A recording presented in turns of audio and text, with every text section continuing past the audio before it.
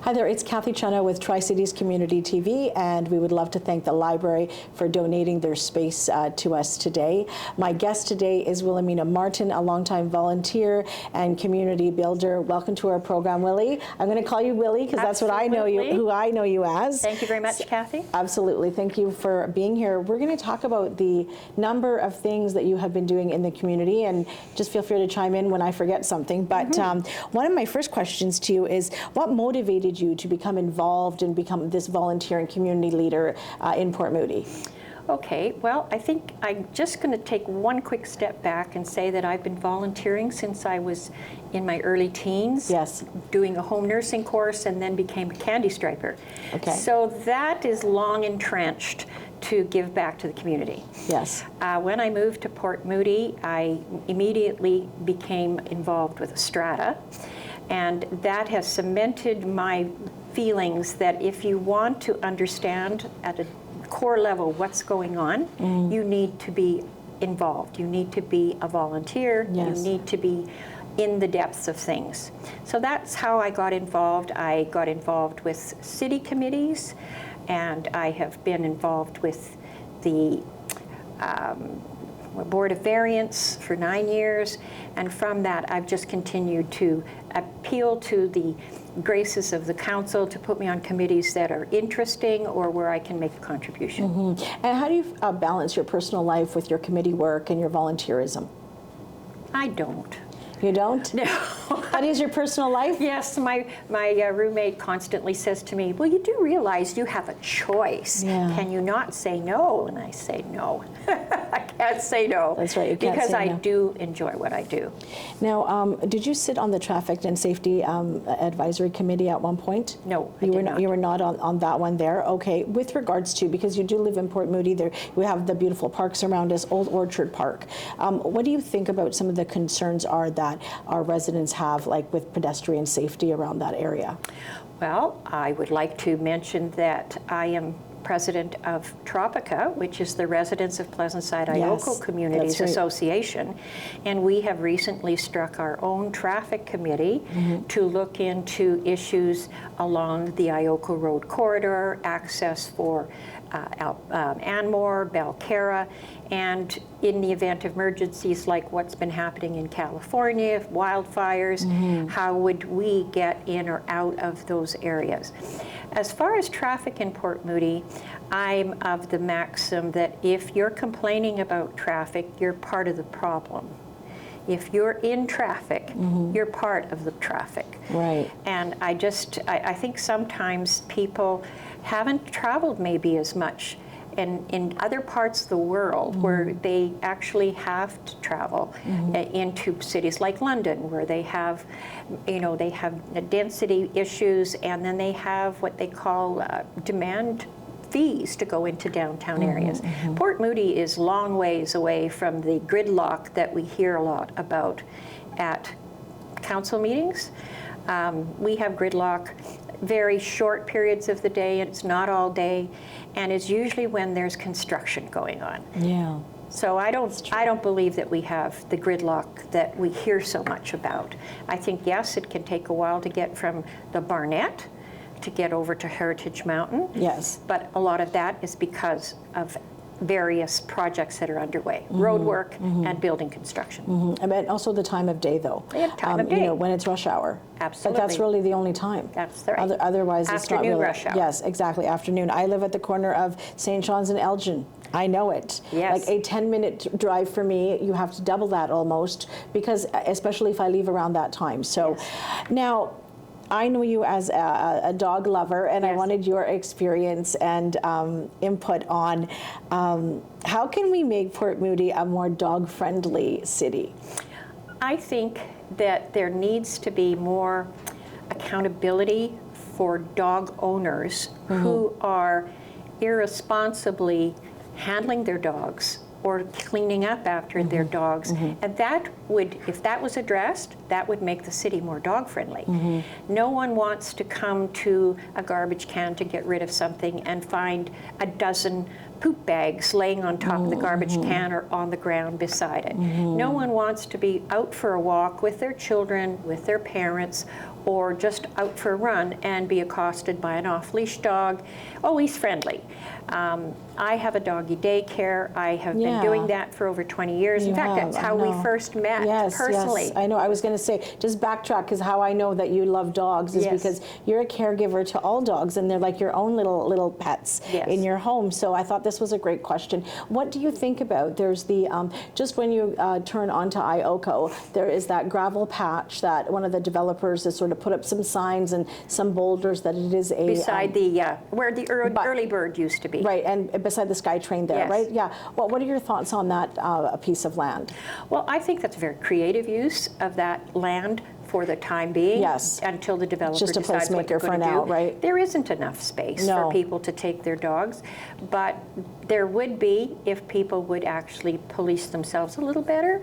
There wouldn't be the negative interactions. One of the concerns has been, is it easy for dogs to get out of that space if they're off leash? Right. But again, we are in the age of distraction, and many people who are out with their dogs are out with cell phones. They're not necessarily watching their off-leash dogs. That's how they can get out.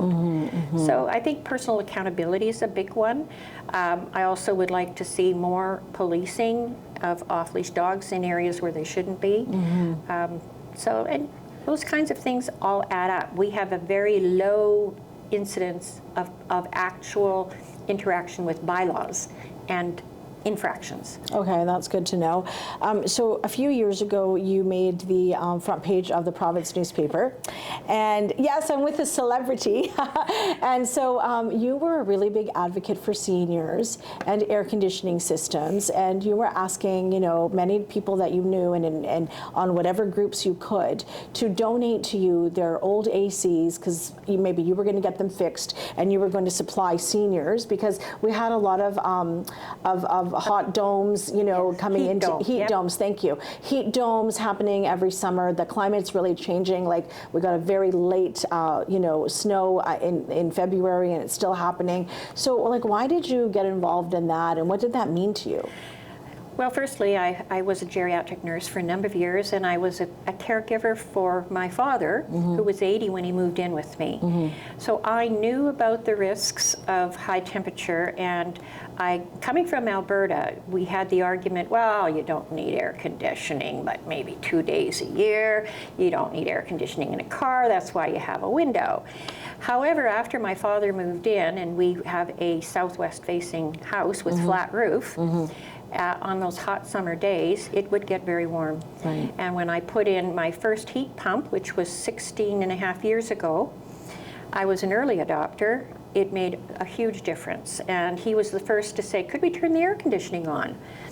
And that, to me, was a key point in understanding that temperature makes a big difference to seniors. We have a lot of seniors who live alone. We have a lot of seniors who live in housing that doesn't have cooling. But we also had at the start of a campaign for people to upgrade to heat pumps, to install air conditioning. It was just a kismet kind of thing. It wasn't deliberate. But there were people who were making those changes because their rebates were out. And I thought, well, why don't we ask people to donate their currently retired portable air conditioning units and just recycle them to seniors who can't afford to have air conditioning units. And I wasn't expecting the uptake. And it was pretty immediate. I've put out over 80 air conditioners in the 3 years since I've been doing this. And one of the comments that came to me was, well, you're embarrassing the government, that the government isn't doing this. And what got me started on that was an article in the paper that talked about what our neighbors to the south were doing after the heat dome. I personally know of people who lost family to the heat dome. I know. And every time it gets hot, I think of those people. I think of the people in Inlet Center, for example. They don't have cooling. They are discouraged from getting heat control. But I know that we have people on council who are very concerned about this issue. BC Hydro and the government have stepped in now where they will offer air conditioners. Unfortunately, they're very downsized air conditioners. Yeah. They don't necessarily last very long. My program is pretty low barrier. In other words, if you're a senior, you just have to provide me the square footage you're looking for, the address, your phone number, and whether you have someone who can pick it up or I need to make the delivery, I will get someone to deliver it, install it. If it breaks down, we pick it up, we dispose of it, and we give them another one. Wow. So what's not to like? And it's not through anything but the generosity of people who donate their air conditioners. And I have not really been advertising in the last year, but people are still going through Google, and my name is coming up. And just 2 weeks ago, I got another air conditioner in beautiful condition, 12,000 BTUs, donated, and it went out the door the next day. Wow. So I have air conditioners sitting in my garage ready for next spring. That's fantastic. Yeah, yes, this coming ready spring. to go. Yeah. That's fantastic. Earlier when we spoke, you shared with me that you have a newer role now. You're the president of Dogwood, correct? Correct. Yeah, the Dogwood Seniors Society. Yes, Dogwood Senior Society. Yes. Right. So tell me a little bit about that. What's that been like for you? Because I know you mostly to work, more so in the Port Moody area, but now you've crossed the bridge a little line, if you will. Moved to the dark side of it. Yes. Well, what's that like? Tell me. Let me tell you that I first started going to Dogwood because of my father. Okay. I wanted him to, spend some time with people his own age. He loved to be in the company of women, and we joined him up with the friendship circle. He was the only man. He was in his glory. He could sit there and hear their stories and tell his story. Aww. And I spent 17 years in that group. When my father passed away, I just continued to go. And, one of the things that I can honestly say is that every organization that I interact with, people I interact with, are always looking for volunteers. So when it came time at the board level, they were looking for volunteers. I was one of those students, and I haven't stopped. I'll put my hand up. Yes. So I did my stint as vice president and then became president, and I absolutely love it. We become problem solvers, we become confidants, we direct people to community services, we are part of the recreation program, we get people to come out, and we also provide actual financial support. So we have a donation program, we donate it to SHARE, we donate to community agencies every year, and I feel really good about the board I work with. They're all exceptional people. Well, that's fantastic. What are your plans for any further, community involvement initiatives? Well, I would like to continue to volunteer in some communities, maybe next year. I would like to look at perhaps something with the arts, because I haven't done anything with the arts other than I've been a volunteer for the Shuffle. And I've volunteered for the Car Free Day. So as those things come around, I will always be available. Right. Yeah, I just like to be part of the community events. I think it's important for us to show that we are interested in what our community is doing. So we go to Fingerling Festival, we go to Ioko Days, and we're looking at what kinds of events the community association can put on now that will bring more community together. So. Right, exactly. And so looking back, what has been some of the most rewarding aspects of your community work, and what advice would you give to people that may want to start volunteering? I would say that you get way more back than what you expect. When you're involved in, for example, I worked with Councillor Haven Rebecki on the dog report. We spent time interviewing, we spent time getting statistics. She's an exceptionally good writer. And we put together a report on recommendations on how to make the city more dog friendly.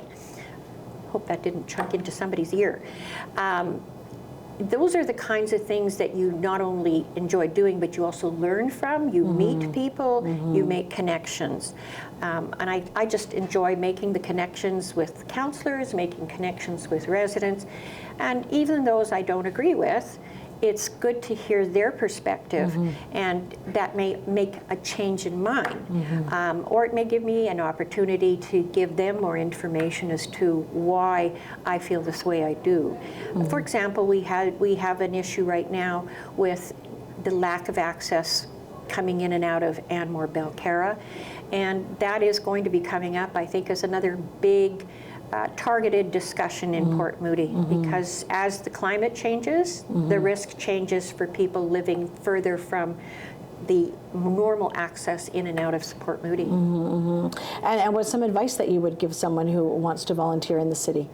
I would ask them to perhaps go to council meetings or go to meetings of committees they might be interested in joining in, or contact someone on a committee they might be interested in.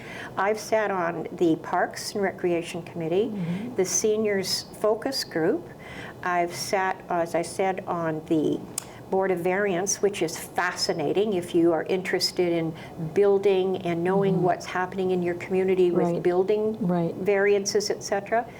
I've been a member of the community network that we have for volunteers, and I think those are that we need more voices at those things so we get a rounded opinion. I go to open houses whenever the city has a town hall, because I want to make my input to the city meaningful based on what I've seen and read, not what I've heard in the gossip, but what I've seen and read for myself. Well, that's fantastic. We really enjoyed having you here today, Willie. Thank you so much. I'm talking to Wilhelmina Martin, a Port Moody resident who does a lot, not only in Port Moody, but also in Coquitlam. Thank you so much for watching. Until next time, I'm Cathy Cena with Tri-Cities Community Television.